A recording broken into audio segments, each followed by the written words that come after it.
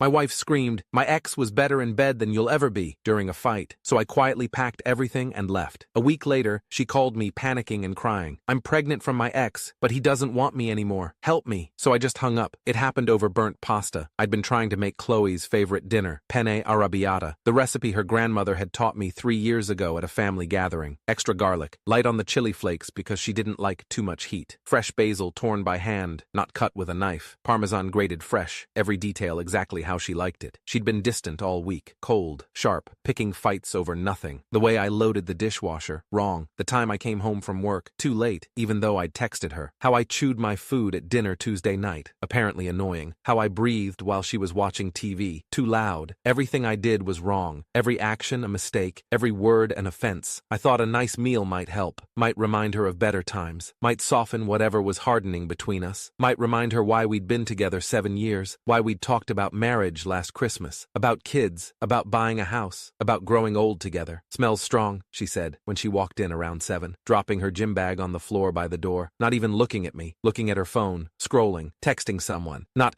"Thank you for cooking," not, "That's sweet," not, "You didn't have to do this," not even a smile, just that tone, the one that had been appearing more and more, the one that said I'd already done something wrong before I'd even spoken. I mentioned the restaurant reservation I'd made for Saturday night, her favorite place, Bella Vita, that small Italian spot downtown with the candles on every table and the live acoustic guitar on weekends, where I'd told her I loved her for the first time 5 years ago, where we'd celebrated every anniversary since. She exploded. "I told you about Sarah's birthday party 2 weeks ago. God, Liam, why is everything so difficult with you? Why can't you remember anything important? Why is it always about what you want? I thought we could. You never think. You just do whatever you want without considering me, without asking me. You just make decisions and expect me to go along with it. I'm trying to do something nice for us. You're so boring." She poured herself wine, big glass, filled it almost to the rim, red, the expensive bottle I'd been saving. "Your whole life is a spreadsheet. Every meal planned 3 days in advance, every weekend scheduled by Wednesday. You're predictable. You're routine. You're like a human beige wall. Do you know how suffocating that is?" The words stung, each one a small cut, but I pushed back, tried to defend myself, tried to explain, told her I was stable, reliable, that I remembered things that mattered, that I showed up, that I was consistent, that those weren't bad qualities, that most people would appreciate someone who was there, who was present, who didn't disappear. That's when her eyes went cold, really cold, empty, like looking at a stranger. "You want to know the real problem?" She stepped closer, wine glass in hand, voice dropping to something cruel, something designed to hurt, something she'd been holding back. "My ex Mark? The one I dated before you for 2 years? The one you've always been insecure about?" My stomach dropped, heart rate spiking, knew what was coming, could feel it building. He was passionate, he was exciting, he made me feel alive, he made me feel wanted, he made me feel like I was the only woman in the world. She took a sip, watching me, waiting for a reaction. "He was better in bed than you'll ever be. Every single time with him was better than the best time with you. I've been faking it with you for months, maybe longer, maybe the whole time. I honestly stopped counting how long ago. The world stopped. Time froze. Everything narrowed to those words, to her face, to the satisfaction in her eyes as she watched me process it. 7 years together. Every intimate moment, every whispered "I love you" afterward, every time she'd said it was perfect, that I was perfect, that she'd never felt this connected to anyone, that she'd never experienced anything like us. All of it was a lie. Every single moment, every touch, every kiss, every time I'd believed her, every time I'd felt close to her, all fake. I didn't yell, didn't cry, didn't argue, didn't defend myself, didn't ask questions. I just turned off the stove, turned off the burner under the pot of burnt pasta, set down the wooden spoon, walked out of the kitchen, down the hallway, to the bedroom. She kept talking behind me, following me, voice getting louder, more aggressive. "I'm not trying to hurt you, Liam. I'm just being honest. You always say you want honesty. You always say communication is important. Well, here it is. Mark knew how to make me feel wanted. He knew how to be spontaneous. He knew how to surprise me. You're just there. You're furniture, you're wallpaper. You don't make me feel anything anymore." I didn't hear any of it anymore. Just white noise, just static, just ringing in my ears. Opened the closet, started pulling out clothes, jeans, shirts, sweaters, socks, underwear, the suit I wore to work, my running shoes, everything methodical, everything organized, everything calm. She stood in the doorway, arms crossed, wine glass still in hand. "What are you doing? Liam, are you even listening to me? This is exactly what I'm talking about. You shut down, you run away. You can't handle real emotions. You can't handle honest conversation." I pulled out my suitcase, the big one, started packing, folding each piece, organized by type, pants, shirts, jackets, everything in its place. "You're being ridiculous. I'm trying to have an honest conversation, and you're acting like a a child, like a baby. You asked me what was wrong. I'm telling you what's wrong. The least you could do is engage with me. Talk to me. Say something. I moved to the bathroom, grabbed my toiletries, toothbrush, razor, cologne, deodorant, everything I needed, put them in a smaller bag, zipped it, placed it in the suitcase. Liam, stop. This is stupid. I didn't mean it like that. I'm just frustrated. We've been together 7 years and you don't even try anymore. You don't surprise me. You don't excite me. You just exist. And I'm tired of it. I zipped the suitcase, set it by the bedroom door, grabbed my duffel bag from the top shelf of the closet, started filling it with more clothes, the extras, the backup items, everything I might need. Liam, stop packing. We need to talk about this. You can't just leave. That's not how relationships work. You have to stay and fight. You have to try. I didn't speak, didn't look at her, just kept packing. Documents from the filing cabinet, birth certificate, passport, social security card, insurance papers, bank statements, everything important. Everything I'd need to start over. My laptop, charger, external hard drive, headphones, phone charger, everything for work. Fine, leave. Run away like you always do. Prove me right. Prove that you can't handle real emotions. Prove that you're boring and predictable. And I walked past her with the suitcase and duffel bag, out of the bedroom, down the hallway, to the living room. She followed. Where are you going to go?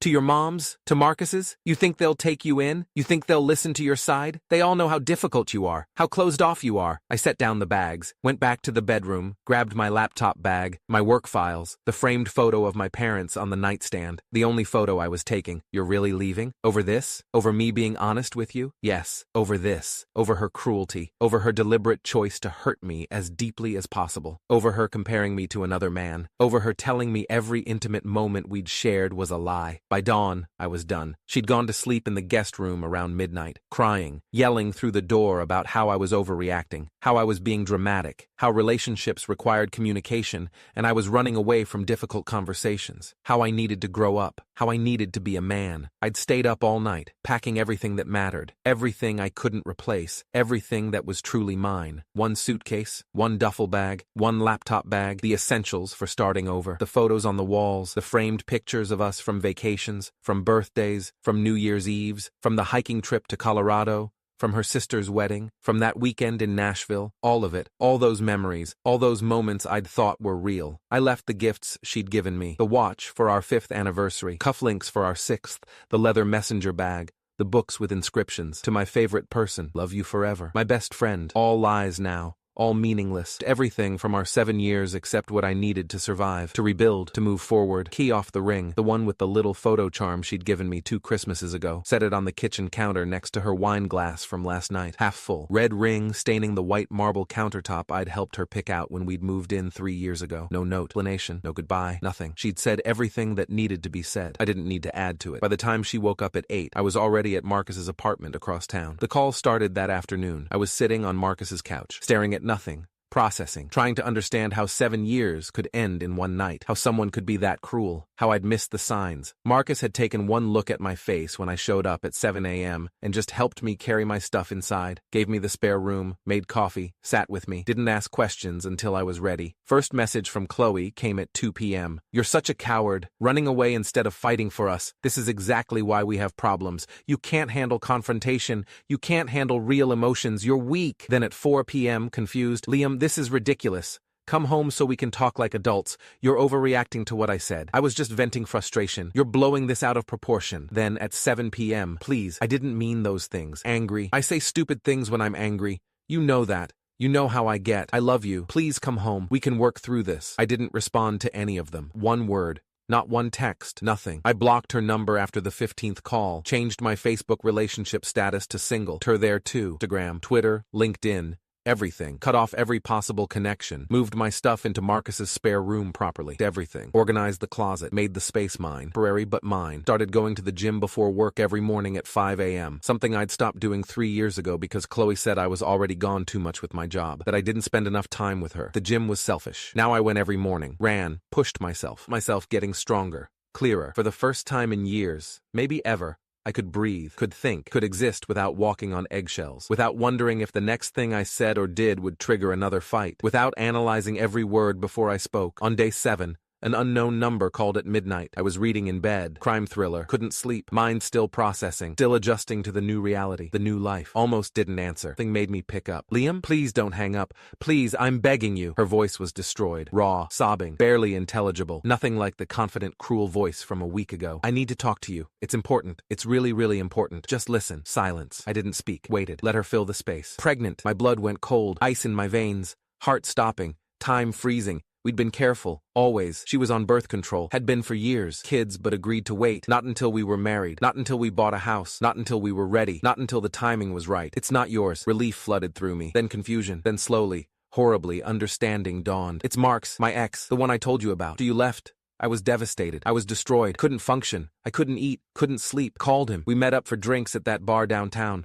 Spoke for hours, told him about our fight, about what I'd said to you. He said you sounded boring, that I deserved better, that I deserved passion, crying, king on tears, place. We slept together, just once. I swear to God, just once. I thought maybe he could give me what you couldn't. Passion, the excitement, the feeling of being wanted, the feeling of being desired. Everything I said I needed. She was sobbing now, completely breaking down. And now I'm pregnant. 3 tests, positive. I went to the doctor yesterday. 6 weeks, definitely his. And he won't answer my calls. He blocked my number. He blocked me on everything. Apartment last night. And he wouldn't even open the door. Told me through the door that I was just a hookup, that it didn't mean anything, that he has a girlfriend now, that I need to leave him alone or he'll call the police and file for harassment. I said nothing, listened, let her words wash over me. The irony sink in. Liam, please, I'm so scared. I don't know what to do. I have no one, absolutely no one. Parents will disown me if they find out. Catholic, strict, they'll never forgive this. Having a baby out of wedlock with some guy who wants nothing to do with me. Sarah won't even return my texts after I bailed on her birthday party to meet up with Mark. My other friends think I'm toxic. Everyone's abandoned me. I'm completely alone. Still nothing from me. Breathing. Just waiting. You were always so strong.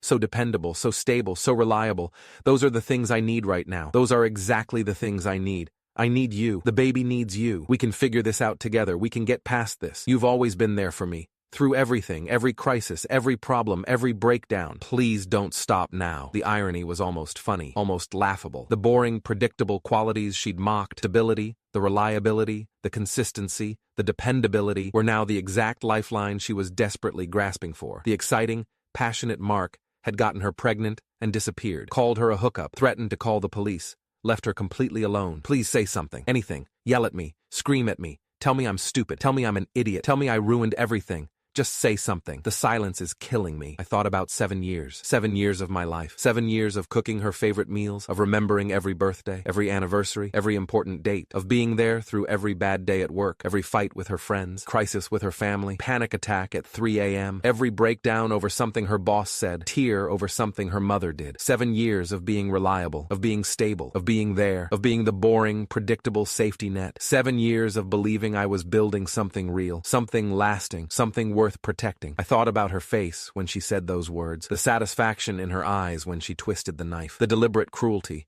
the calculated intention to hurt me as deeply as possible, the way she'd watched my face change, the way she'd smiled when she saw the pain hit. Liam, are you there? Please, I'm begging you. I'm on my knees right now, literally on my knees. I can't do this alone. I'm not strong enough. I'm not brave enough. I'm not capable. I need help. I need you. Her voice cracked completely, dissolving into desperate sobs. You were always there for me. Every single thing. You never abandoned me. You never gave up on me. Even when I was difficult. Even when I was mean. Even when I pushed you away. You stayed. Please don't abandon me now. I made a mistake. The biggest mistake of my entire life. But I need help. I'll do anything. I'll change. I'll be better. We can get past this. We can raise the baby together. It doesn't matter who the biological father is. You'd be amazing. You'd be the best dad, patient and kind and stable. Everything a child needs. Please, please, I'm begging you. The baby, I interrupted quietly, calmly, voice level, isn't my problem. Silence, complete silence, crying, breathing hard. You made a choice, Chloe. Chose the exciting guy, the passionate one, the one who was better than me in every possible way. Better in bed, better at making you feel alive, better at everything. It was just anger talking. I didn't mean it. People say things they don't mean when they're angry, when they're hurt, when they're frustrated. You know that. You meant every single word. I saw your face. I heard your tone. I watched your eyes. You weren't angry. You were satisfied. You wanted to hurt me. You wanted to destroy me. You succeeded. Congratulations. And now you get to live with that choice. You're really going to abandon me? Pregnant and alone? When I have nowhere to turn? When I have no one? You're really that cruel? I'm not abandoning you. Threw me away, remember? You said I was boring, predictable, furniture, wallpaper, not good enough. Not exciting enough, passionate enough, was better. You said it yourself. You said it clearly. You said it deliberately. I was wrong. I'm so sorry. Spend the rest of my life making it up to you. I swear I'll never complain again. Appreciate everything you do. Please, Liam, please. Was better, right? Then go ask him for help. He won't answer. He blocked me. I told you that. He wants nothing to do with me or the baby. He called me crazy. He threatened to get a restraining order. Then I guess you're as alone as you made me feel that night in our kitchen. You heartless bastard. How can you do this to me? I thought you loved me, cared. I thought you were a good person. There it was, the real Chloe. The mask finally completely off. Not sorry, not regretful, truly apologetic, just angry that I wouldn't save her, furious that I wouldn't be her safety net, enraged that the boring, predictable man wouldn't fix her exciting mistake with everything, I said, voice flat, dead, and I hung up the number, turned off my phone completely, and went to bed. I never heard from her again.